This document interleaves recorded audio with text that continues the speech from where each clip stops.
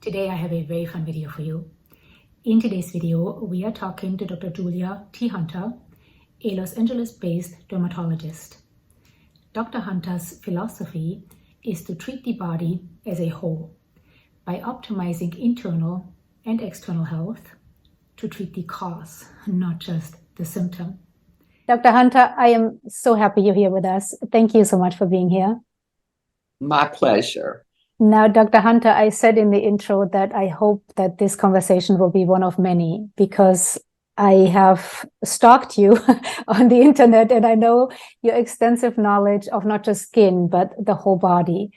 And I would love to create a network of doctors that can help women, because I get emails from women almost daily telling me that they're suffering with the hormones. So I hope that you will be back. And I'm always joyful to do that because, look, we, like you, are inundated with people who are not getting the help, the direction, the medical guidance, the science-based medical guidance. And so hormones are an imperative, important piece of the puzzle. Yeah. And so I've always said that everybody who's on the same journey as far as trying to cure people rather than just treat their symptoms forever, not looking at the surface, but why do you have things? Now, you can't cure hormones that are going down as we go down the path of life, but you can replace them in a way that absolutely not only slows down externally aging, keeps you healthier, keeps your brain snappier. Everything's better with hormones for men and for women. Mm-hmm. And as far as your skin, look, if your hormones are zero, and I see this a lot, no matter what I do, I can put the world's strongest skin products on your skin. I can do the best technology procedure or all the different things that we do as an action plan, a methodical, bespoke action plan for patients.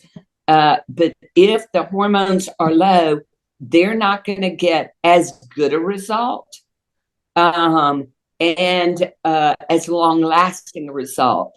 Although some patients genetically make hormones for a lot longer than other people. And Americans generally go into menopause earlier because they're so stressed out, etc. Whereas you see the Europeans, the Brits, they basically generally will continue to have a period for longer, better for the skin. You don't lose the fat in the deep dermis. So it helps with the anti-aging, but that's why replacement is imperative as well. So yes, everybody, all the practitioners who are on the same pathway of trying to help people, we should all know each other. Tell us really briefly, how does a lack of hormones affect our skin? Look, with skin, as your hormones go downhill, as we go down the path of life, as I call it, in men and in women, first of all, skin gets drier. It doesn't have as much hyaluronic. It doesn't have as much estradiol, DHEA, testosterone. So it gets drier. The rate, the metabolic rate, the physiological rate of producing collagen, elastin, all the skin components, which include hyaluronic, those decrease significantly, okay? And so you see aging, the skin thins. The other thing is this, aging is not just about the skin thinning. The bones are thinning, the teeth are thinning, the gums are thinning. So when people get these lines and they start to get jowls, it's first and foremost, a lot of times because they've shown the lateral cheekbones are what thin first. So this is holding up as it projects. It's holding the skin up. So these thin along the side of your ear thins, just the fat, because gravity is working on this every millisecond of every day. And so this starts to thin. It gets tired. It's holding up the world, basically. Okay, it's holding up your face to a certain extent.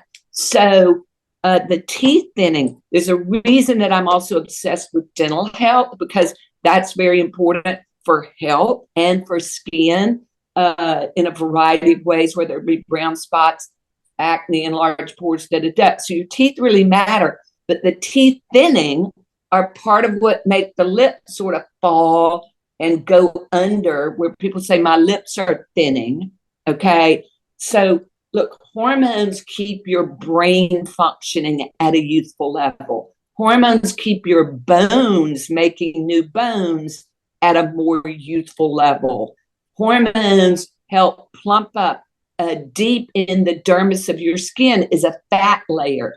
That fat layer, you hear women talk about, oh, my skin, all the fat has gone from my face to my hips, my butt, my thighs, whatever, okay? And you certainly, as a personal trainer, look, you're busy trying to burn that fat with exercises in the area. The other thing is with you, and this is a very imperative thing, is keeping your bones well mineralized with resistance exercise. It really matters. But hormones, testosterone, DHEA, people a lot of times don't talk about that. They don't talk about growth hormone. We don't have to give people growth hormone anymore. But what we do is, because the body can produce growth hormone until you die, but it loses the chemical messenger that makes the liver produce it from the hypothalamus and the pituitary, which are hormone producing glands deep in your brain. So we can give people what's called growth hormone releasing hormone that makes your body keep making the growth hormone, which helps with inner peace, with your bones, with your immune system. So in the vein of why do I do holistic, WHOL dermatology, is if you're not dealing with the inside, the outside not only suffers and ages and you start to see brown spots, wrinkles, fine lines, etc. You've got to deal with the inside in order to be the most successful on the outside as well. So hormones keep your skin plumped up. Look, people get vaginal dryness. You put the same thing on the skin as you put in the vagina to plump it up, to lubricate it. You put these things on your skin, it plumps up the skin. So hormones, the different hormones, okay? So it's not just estradiol and progesterone. It's estriol, it's estradiol, it's progesterone, it's DHEA, it's testosterone, and it's growth hormone, and thyroid. Thyroid is the gas for the car, another imperative hormone for keeping your brain functioning, your bones, your immune system, your skin, making new skin, new collagen. So that's sort of a long answer about why I care about hormones.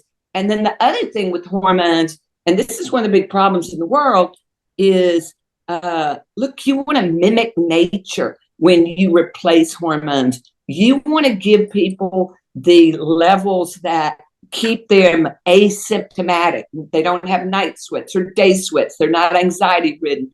They can sleep, etc. So you want to replace those, but you can't overdose people, because if you give them too much, they'll gain a little weight. They'll be a little swollen. So you really do have to bespoke people's hormone levels. Perfect example, I had a patient the other day whose progesterone looks to be 0, but when you give this patient progesterone, they have symptoms of overdose. So again, what keeps us, or should keep us, humble in medicine is there's a lot we do know, there's a lot we don't know, and the body will tell you, and the physician has to be conscious to listen to what the patient says about, if I do this, here's what happens. It's a conversation always, particularly with your hormone doctor. Yes. Wow. There's a lot to unpack here. That was some amazing information. But so let me backtrack just a little bit. So we know you agree that hormones are very important. I do too. But do you really think that once we get into menopause or once our hormones go low, replacing them at a biological level can counteract all that we see, not just on the outside, but also on the inside? But today we are talking about skin. So do you think that can actually counteract what you talked about? It's a piece of the puzzle, okay? Hormones, look, nobody has a magic wand. If we do, if one person gets it, trust me, everybody will get it, okay? So life leads to death no matter what we do. And the reason is that life is an inflammatory event. Inflammation is the cause of all disease and aging. Why do I use non-toxic skin products and try to cure people's skin symptoms non-toxically? Is because if inflammation is the cause of all disease and aging, okay, internal and external, then I don't want to give patients as a solution something that's increasing the inflammation, that's aging them more than life and stress and pollution are, okay? So, yes, hormones are an essential piece of the puzzle.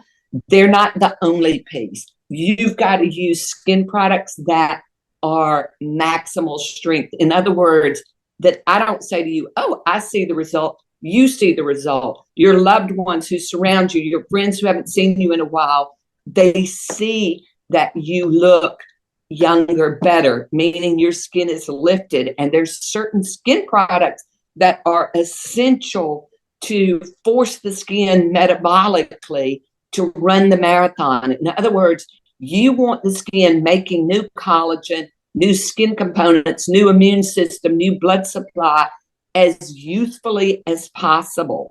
Hormones bring that to the table. Supplementation. I'm huge on supplementation, and there's a reason for it. I don't care how healthily people eat. They can't eat enough in today's world to bring them the level of nutrition that the body requires to maintain the rate of functioning, whether it be brain, physical. Look, the more people exercise, they need more nutrients. They don't have time to eat everything that they need to eat. And yes, green powder, collagen powders, all those things help, but there's a lot of different things you have to do in order to slow down the clock as maximally as possible, okay? And slowing down the clock is the essence. So skin products. So you eat food as your medicine. Exercise is essential, particularly resistance for your bones, because that's going to keep your skin plumped up, okay? Because that's what's supporting the skin. I'm a huge fan of microcurrent, which really came from La Belle France, okay? Could have been Germany, but I think it was France originally that microcurrent. And microcurrent, look, sometimes you'll hear people say that microcurrent does something for the skin. It does nothing for the skin except the skin is attached to the muscles. The muscles are underneath the skin on the skull. So if you have microcurrent, which is like weightlifting the face and neck muscles, okay, so it plumps up those muscles. But if your testosterone's low and your DHEA is low, it's not going to plump it up as much as if you were replacing your hormones if needed, okay? Again, some people make DHEA and testosterone hormones for a lot longer than other people. So you have to look at their levels with either blood test, or there's a really good test called the Dutch test, which sort of looks at all of it, but it doesn't look at everything. So sometimes I'll do one, sometimes I'll do the other. But microcurrent is the skin is attached to the muscles. You're plumping up the muscles. You're lifting the muscles like you've weight lifted them. And so the skin's attached, so it lifts and tightens. And over time, the muscles, which gravity is working on to pull your skin to the ground, okay, microcurrent it helps weight lift the muscles, make the muscles stronger and plumper. So then the skin lifts and tightens. Skin products, microcurrent, supplementation is essential. There's certain things. Look, we use vitamin C, high doses on the outside and on the inside, okay? Because the skin, vitamin C helps force new collagen production. And then there's technology that really does help. There are that lifts and tightens more substantially, damages the skin in a healthy way that then forces the skin to make new collagen, to lift and tighten, help get rid of fine lines. You can do it for your eyelids, etc. The other thing that they found with eyelids is, look, the muscles of the eyelids get weak. So microcurrent helps that. There's some eye drops that they've discovered that you can do that help tighten the muscles some. But technology, tightening the skin, is very important in concert with all these other things. So you can do things one by one, but at the end of the day, it's better to have an action plan of first this, then that. But it starts with diet and exercise and trying not to be, as much as possible in today's world, try to be happy. Try to look at your blessings. Try to not be angry and depressed and the bad emotions, because it absolutely does aid you by depleting your adrenal glands. So being happy does matter along with everything else. I agree. Now, again, there's a lot to unpack. What I wanted to ask you, going back to what you said earlier, you said you can put the same things on your face as you can put on your vagina. Are you talking about putting estrogen on your face? How do you feel about that? So I use what's called estriol, ESTRIOL, which is a weaker estrogen of young women. The Brits discovered back in the 1960s that it was anti-cancer to a certain extent. I use that on the skin. People mix it in with my skin products, depending on your age. Really, once people get 48, 50, I'll have them using estriol support. One pump, they mix it with their skin product. You put it on your face, your eyelids, your neck, your hands, whatever's left over, and it helps plump up your skin. And then for those women who their hormones have gone downhill, some women get vaginal dryness, and it's just like the skin gets dry, the vagina is skin, okay? And so in some women, they get vaginal dryness, other women don't. What do you do to cure vaginal dryness? Which again, I've got people putting it on their skin, putting it in their vagina if they have vaginal dryness. It's estriol support, okay? Because it lubricates. And the other thing I do is there's a very healthy vaginal lubricant called Egyptian Magic. It's the pale skin product, but it's the best vaginal lubricant on the market. But you have to do estriol in order to plump up to lubricate the vagina. Can you use estradiol? Yes, but a lot of women make estradiol for a year or a couple of years, or with some women who struggle more with their weight, have metabolic syndrome, they generally make more estradiol from their adrenals, their kidneys to a certain extent. So estriol is a better choice for plumping up the skin. But can you use estradiol? Yes. One of the reasons that I am, I'm a formulator because I'm about non-toxic as well. I've always been a formulator, but I use cream hormones, bioidentical, mimic nature dosing cream hormones. But what I learned when I first, years and years ago, started doing hormones is most of the creams that hormones are suspended in are very toxic ingredient creams. So I also made a cream that the pharmacist suspend the hormones in. So you've got a non-toxic cream, because you don't want to be putting a toxic which means inflammatory cream on the skin and in the vagina, because if inflammation is the cause of all disease and aging, I don't want to be using anything that's inflammatory. So there's a lot of ways to deliver hormones. I deliver them the way I deliver them because it's about mimicking nature, and it's about being able to use, for instance, I use retin A, tretinoin. I use vitamin A plus, which is equivalent to 0.5% retin A tretinoin. I've got people using that not only because it makes the skin, it lifts and tightens, it makes the skin work at a more youthful level, but also vitamin A in the body is well known to be anti-cancer, to help with that. So I'm always doing things that are accomplishing a lot of goals at the same time. Dr. Hunter, you're giving me so much information. My mind is spinning, but I love it. But I wanted to ask you, so I know some women don't want to replace the hormones because they're afraid. And even though we know, you and I know there's nothing to be afraid of, but some people are afraid of it. Were they just to put the estradiol on their face? Would that, first of all, be something that is shown in their bloodstream? And secondly, would that be enough if they just put it on their face but not replace their hormones? So let's start first and foremost about why are people afraid about hormones, okay? Remember in the 1970s, the pharmaceuticals put out Premarin and Prempro, which were synthetic. They came from horse urine. They overdosed people, and they caused definitely proven issues, medical issues that everybody wants to avoid.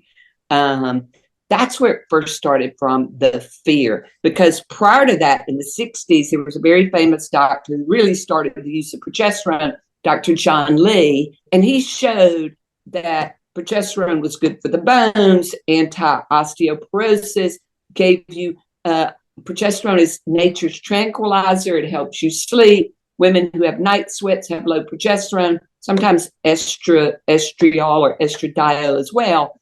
But so it was in the 70s that all of that happened, that people got fearful. Now, if you replace hormones in mimic nature dosing, okay, all you're doing is slowing down and turning back the clock.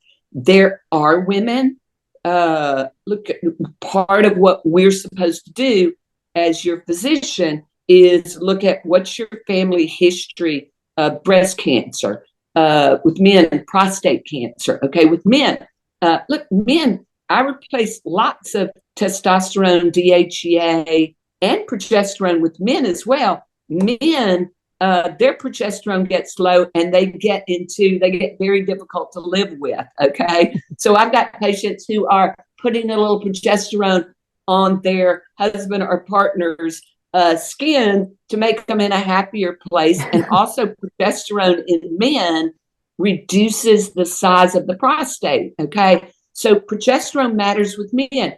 DHEA, which comes out of the adrenal glands, which sit on top of the kidneys, DHEA is anti-stress, pro-immune system, anti-aging. Men and women need that. Testosterone with men. When you give men testosterone, you also have to watch how genetically their body metabolizes the hormones. Do they take it to estradiol, which will increase their prostate size? But there are things that you can give people that thwart that. It's just knowledge is power. You've got to know how your body metabolizes them.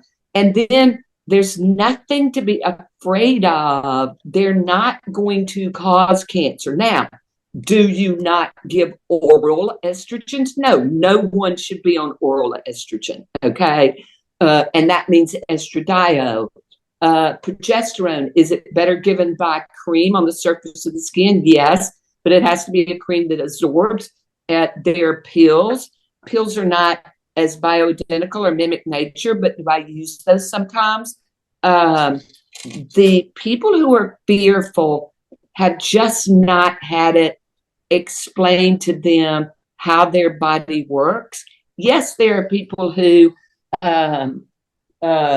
medically You have to do things that help prevent more any cancer, but their cancer risk is there more so generally if they don't replace their hormones, if they're not taking supplementation like curcumin, glutathione, vitamin C that helps reduce the risk of cancer, if they're not exercising, if they're not eating healthily overall, garlic, onions, all the things that help prevent. So if they're fearful, it's because they haven't had it explained to them correctly. They need somebody who is advising them, absolutely. But can you put just estriol on the skin? Yes. What you do is you do it 2-3 times a week at the most, okay? Because estrogen, progesterone are supposed to be in a ratio.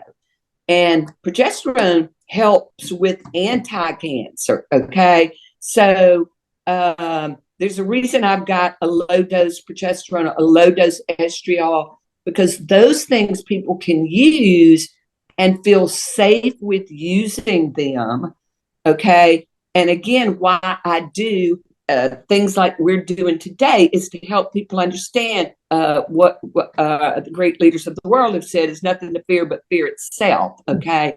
And knowledge is power. If you know how to do things safely and correctly, you have less risk. But yes, estriol support, not estradiol. You cannot do estradiol without balancing it with progesterone. Again, Dr. Hunter, this is so much incredible information. You have to promise to come back on this channel. I have so many questions for you. Will you come back? I will look very forward to doing that. I try to spend lots of time helping educate the public worldwide because, look, I've got a practice in London.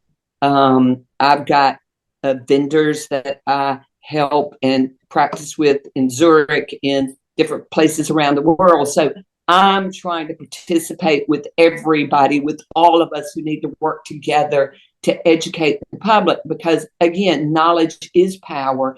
And then they can go to their doctor and say, okay, what about this? Okay. And there's a lot of information on the internet that's wrong or incorrect, or it's not complete.